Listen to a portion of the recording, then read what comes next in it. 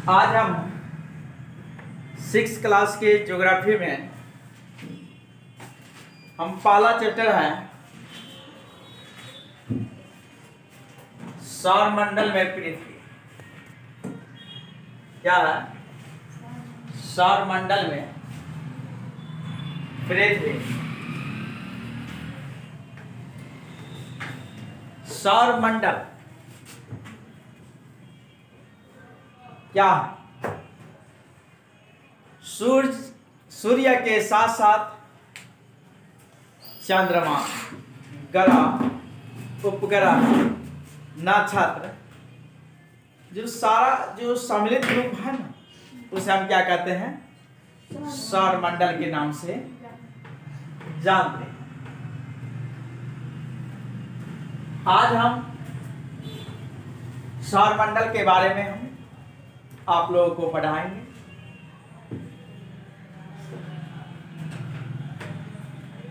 सौरमंडल में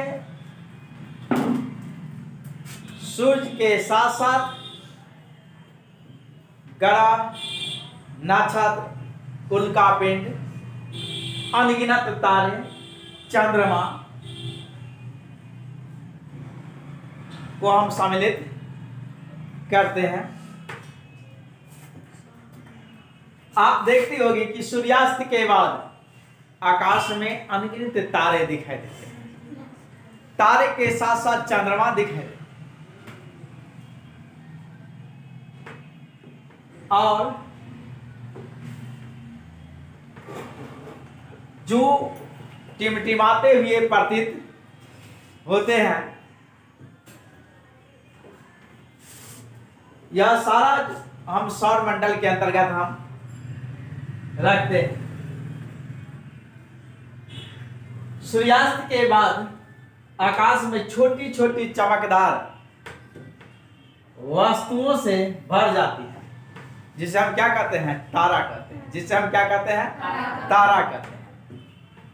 बड़ा तारा, छोटा तारा और अनगिनत तारों का समूह दिखाई देता है, श्रृंखला दिखाई देती है,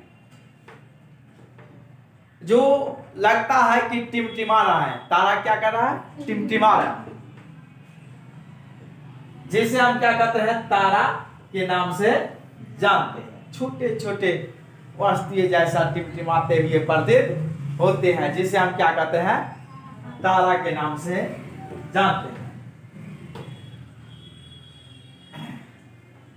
तारा को आप देखते हैं अलग अलग आकार में होता है, छोटा बड़ा। साथ साथ रात्रि के समय चंद्रमा को भी देखते हैं आप लोग। चंद्रमा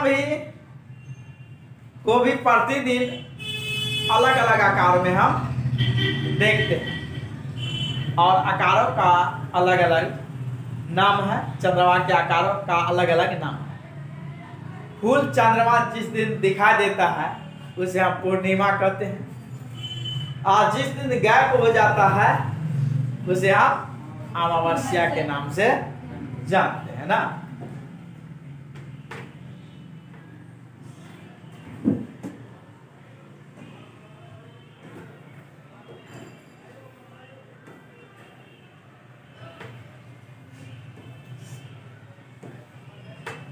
देखिए, पूरा चंद्रमा को, ये फुल चंद्र जो है, ये फूल चंद्र है, इन चंद्र को हम लगभग 1 महीने में एक बार देखते हैं। 1 महीने में एक बार देखते हैं। फूल चंद्रमा को हम 1 मंथली में एक बार हम देखते हैं। ये पूर्ण चंद्र वाली रात को हम क्या कहते हैं? पूर्णिमा कहते हैं। कहीं दिक्कत है इसमें? 1 मंथली में पूरा चंद्रमा को एक बार हम देखते हैं और फुल मून को हम क्या कहते हैं? पूर्णिमा के नाम से जानते हैं। जिस रात चंद्रमा नहीं दिखाई देता है उसे नए चंद्र रात्रि के नाम से जानते हैं। जिस रात जो है सो पूर्णिमा नहीं दिखाई देता है, ये चंद्रमा नहीं दिखाई दिया, ये चंद्रमा नहीं दिखाई देता है, उसे हम क्या कहते हैं, अमावस्या के नाम से जानते हैं। मान लो ये क्या है, अमावस्या, ये क्या है,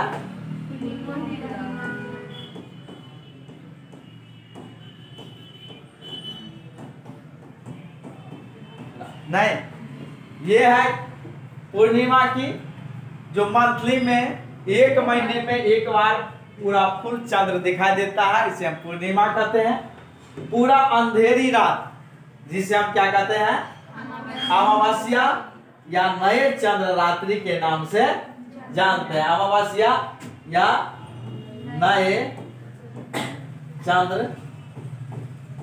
रात्रि के नाम से जानते हैं ना।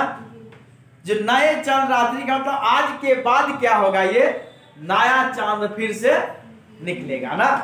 ये है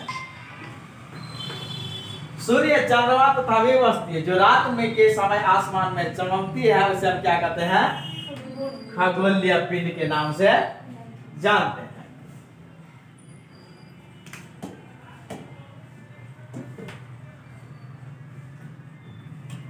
पूर्ण चंद्र को लगभग 1 महीने में एक बार देखते हैं। सूर्य तो दिखाई देगा है, साथ साथ चंद्रमा भी दिखाई देगा, और चंद्रमा के साथ साथ अनगिनत तारे, खगोलीय जैसे पिंड दिखाई देता है, उसे हम खगोलीय पिंड के नाम से जानते हैं।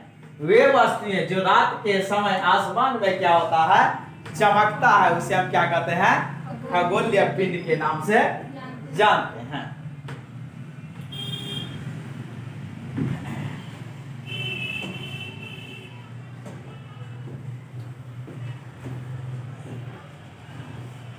देखिए ये है ना, सूर्य है, हाँ। इसके बाद सबसे नजदीक का ग्रह क्या है, बुध है। इसके बाद शुक्र है, मंगल है, यूरेनस है। इसके बाद है क्या है, शनि है, नेपच्यून है ना। ये जो है, ये क्या है, ये सारे ग्रह जो दिखाई देता है, उसे हम खगोलीय पिंड के नाम से जानते हैं, खगोलीय मंडल के नाम से जानते हैं।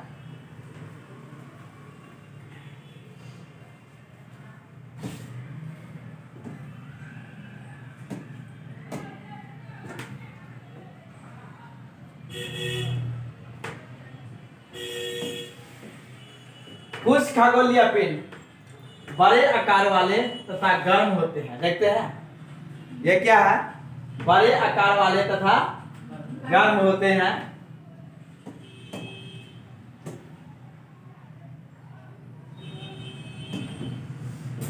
गर्म होते हैं जैसे सूर्य है, ये क्या बहुत ही आगों का गोला है। किसका है, ये जो है, जो हाइड्रोजन है, नहीं, हाइड्रोजन और हीलियम का संलयन होता है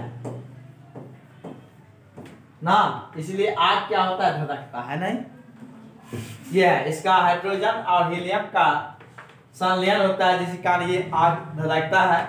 और ये सबसे क्या है, गर्म गोला है, आग का गर्म। यानी क्या कर रहा है, कुछ खगोलीय पिंड बड़े आकार वाले गर्म होते हैं। ये गैसों से बने हैं। ये क्या है, ये किससे बना है, गैसों से। किससे, हाइड्रोजन और हीलियम गैसों से बने होते हैं। उनके पास उष्मा तथा प्रकाश होता है। उनके पास क्या है, अपना उष्मा और प्रकाश होते हैं।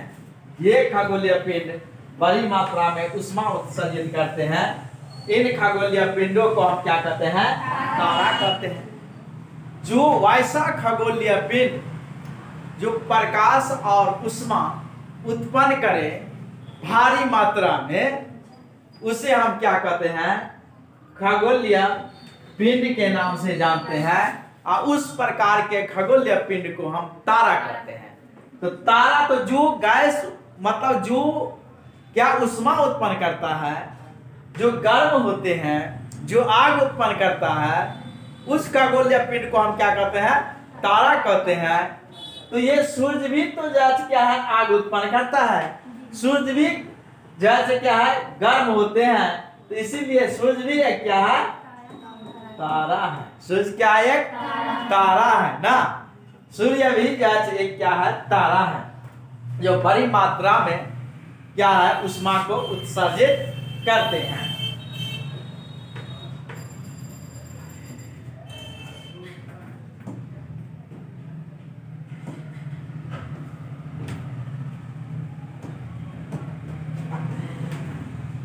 रात के समय चमकते हुए अंकित तारों के समान, रात के समय चमकते हुए अनगिनत तारों के समान सूर्य भी के समान ही है, लेकिन बहुत बड़ी दूरी के कारण है। देखिए तारा जो है ना आकाश में, ये भी सूर्य के समान ही है, लेकिन वो अधिक कितने करोड़ दूरी के कारण वह जज क्या है छोटा छोटा दिखाई देता है, लेकिन वो भी एक गैसों से बने हैं। और ये तारा भी जैसे वे भी जैसे गैस से बने हैं और सूर्य की तरह ऊष्मा देते हैं, लेकिन कितने हजार गुना लाखों करोड़ों गुना जो है सो दूरी है। खगोलीय मंडल में अभी हम नक्षत्र मंडल के बारे में पढ़ाएंगे। नक्षत्र मंडल रात के समय तारों के विभिन्न समूह होते हैं जो दिखाई देता है आकाश में। रात के समय तारों के विभिन्न समूह दिखाई देता है, जिसे हम क्या कहते हैं नक्षत्र मंडल के नाम से जानते हैं। विभिन्न समूह क्या है ना, हम लोग जब छोटे रहते थे दादा दादी सब क्या करते रात में डंटी तराजू नहीं रे एक है सात भैया वाला 7 तारों का समूह। ये गुच्छा जो है 3 डंटी तराजू चीज कहते थे, 3 तारों का एक सीधे में 7 जो है सो क्या है कि उसका 7 तारों का जो समूह होता था। इसके बाद जो है बहुत सारे ऐसा है कि एक ध्रुव तारा के नाम से भी ना जानते हैं। सबसे पहले वो उगता है ध्रुव तारा, उत्तरी तारा के नाम से ज्यादा चमकता है। तो इस प्रकार से ये जो तारों का कुछ गुच्छा है अनगिनत समूह है, लेकिन कुछ को हम लेते हैं, इनको हम क्या कहते हैं नक्षत्र मंडल के नाम से जानते हैं। क्या लिखा है देखो, रात के समय तारों के विभिन्न समूहों द्वारा विभिन्न प्रकार के बनाए गए आकृति को क्या कहेंगे नक्षत्र मंडल के नाम से जानते हैं। नक्षत्र मंडल के नाम से जानते हैं। ये क्या है ध्रुव तारा है। यहाँ से नक्षत्र मंडल के सहारे देखते हैं ये 7 तारों का जो समूह है ना, ये इसी को 7 भैया कहते थे ना। ये 7 भारत के 7 ऋषियों के नाम पर इसका जैसा इस तारों का नाम पड़ा है। इसको जैसा हम क्या कहते हैं ये 7 तारों का जो समूह है इसे हम क्या कहते हैं नक्षत्र मंडल के नाम से जानते हैं। देखिए 3 तारा यहाँ पर है ना, 3 तारों का समूह, 7 तारों का समूह। ध्रुव तारा को देखने के लिए सबसे उत्तर दिशा में ध्रुव तारा देखते हैं, देखा चमकता हुआ तारा है यहाँ पर दिखा रहा है। तो यानी ये करा नक्षत्र मंडल की सहायता से ना 7 तारों की सहायता से हम ध्रुव तारा की पता लगा सकते हैं ना। ये है उत्तर। इसे सप्तऋषि भी कहा जाता है। इसे हम जैसे इस 7 तारों के समूह को हम ना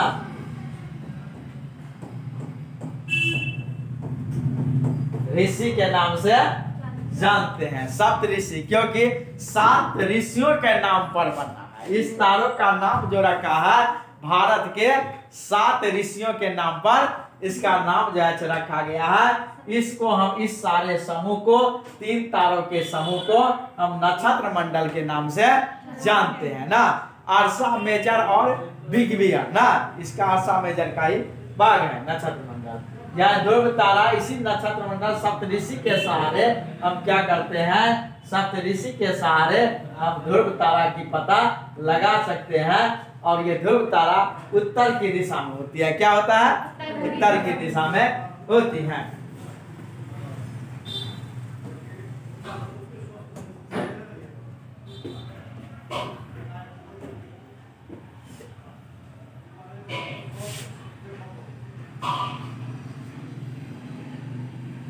देखो क्या है, अर्सा मेजर या बिग बियर भी एक प्रकार का नक्षत्र मंडल है।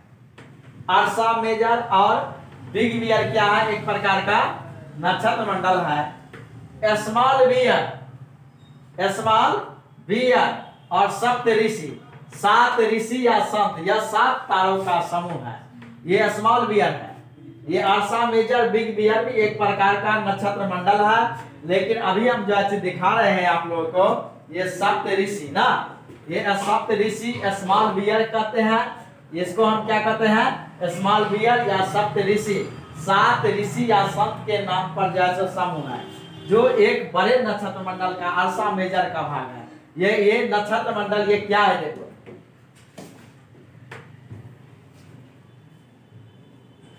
ये बड़ा नक्षत्र मंडल जो है सो अर्सा मेजर है। ये जो है ये क्या है? स्मॉल बियर इसे हम कहते हैं। स्मॉल बियर ही जांच क्या है? ये क्या है?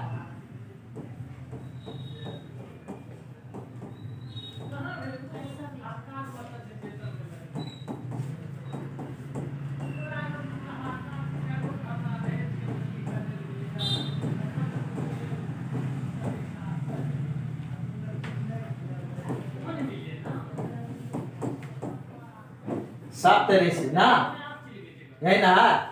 ये जो है किसका भाग है? ये अर्सा मेजर का भाग है।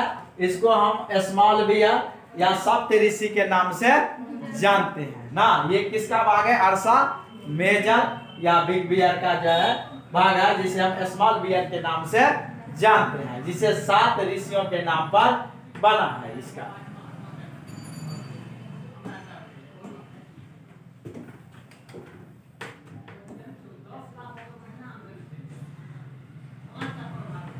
देखिए ये क्या करा है, प्राचीन काल में रात में दिशा का निर्धारण तारों की सहायता से करते थे।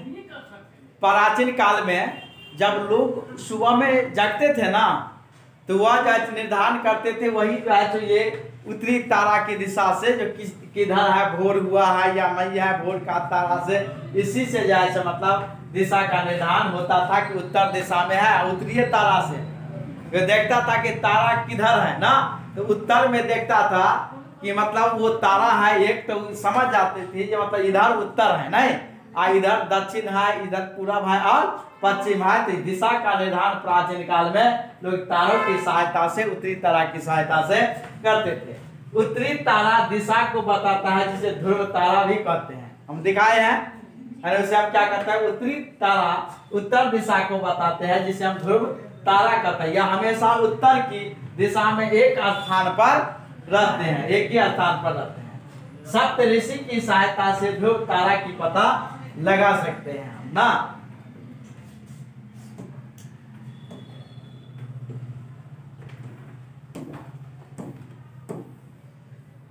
तो लिखो नक्षत्र मंडल, नक्षत्र मंडल, नक्षत्र मंडल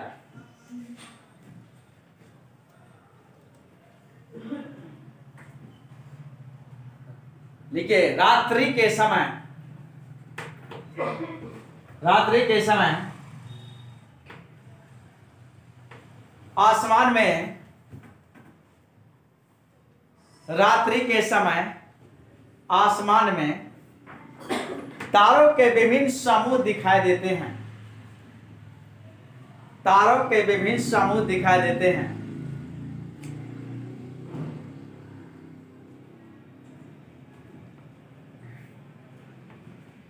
जो विभिन्न प्रकार की आकृति बनाती हैं,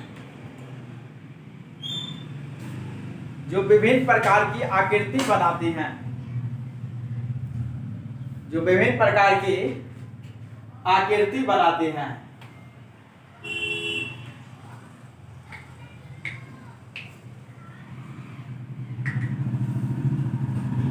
जिसे नक्षत्र मंडल के नाम से जानते हैं, जिसे नक्षत्र मंडल के नाम से जानते हैं।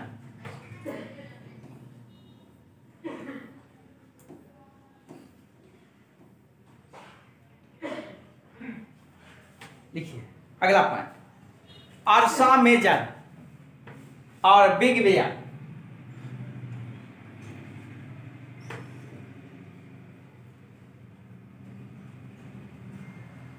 अर्सा मेजर और बिग बेयर एक प्रकार का नक्षत्र मंडल है। अर्सा मेजर और बिग बेयर एक प्रकार का नक्षत्र मंडल है। अर्सा मेजर और बिग बेयर एक प्रकार का नक्षत्र मंडल है।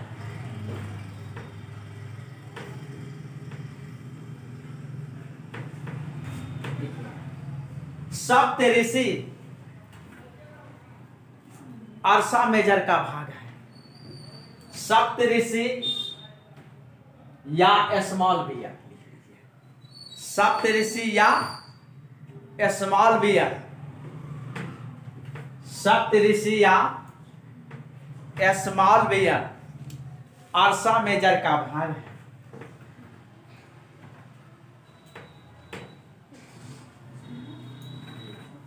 अर्सा मेजर का भाग है। अर्सा मेजर का भाग है। देखिए, सप्त ऋषि भारत के 7 ऋषियों के नाम पर पड़ा है। सप्त ऋषि भारत के 7 ऋषियों के नाम पर पड़ा है। भारत के 7 ऋषियों के नाम पर पड़ा है।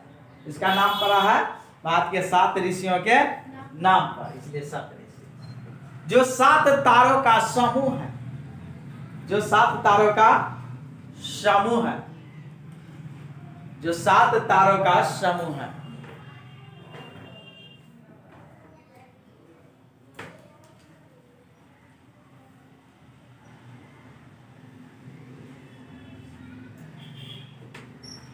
देखिए, प्राचीन काल में दिशा का निर्धारण, प्राचीन काल में दिशा का निर्धारण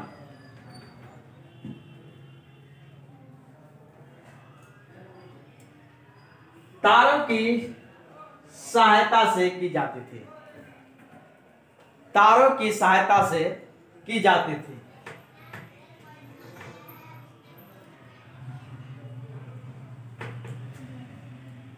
जिसे उत्तरी तारा या ध्रुव तारा के नाम से जानते हैं। जिसे उत्तरी तारा या ध्रुव तारा के नाम से जानते हैं। जिसे उत्तरी तारा या ध्रुव तारा के नाम से जानते हैं, जो हमेशा उत्तर की दिशा में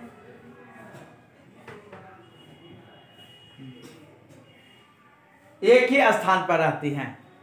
जो हमेशा उत्तर की दिशा में एक ही स्थान पर रहती हैं।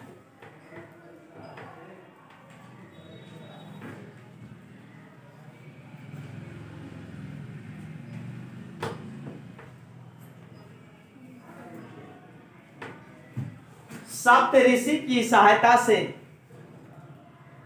सप्तऋषि की सहायता से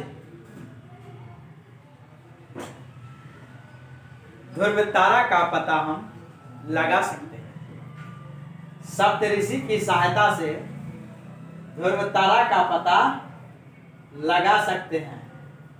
सप्तऋषि की सहायता से ध्रुव तारा का पता लगा सकते हैं। यही ना सप्तऋषि हैं, और इसकी सहायता से ध्रुव तारा का पता हम लगा सकते हैं। जो उत्तर दिशा में, ये किस दिशा में है? ध्रुव तारा उत्तर दिशा में, उसे हम ध्रुव तारा कहेंगे। उत्तरी तारा के नाम से भी जानते हैं कि हमेशा उत्तरी दिशा में चमकते हैं। रात का जो है सो दिशा का निर्धारण इसी ध्रुव तारा के सहारे होता था। इस ध्रुवतारा का पता सप्तऋषि के सहारे हम लगाते हैं ना। चलिए आज ज्योग्राफी हम यहीं तक एंड कर रहा हूं। अगले क्लास में हम ग्रह के बारे में आप लोगों को जानकारी देंगे। धन्यवाद।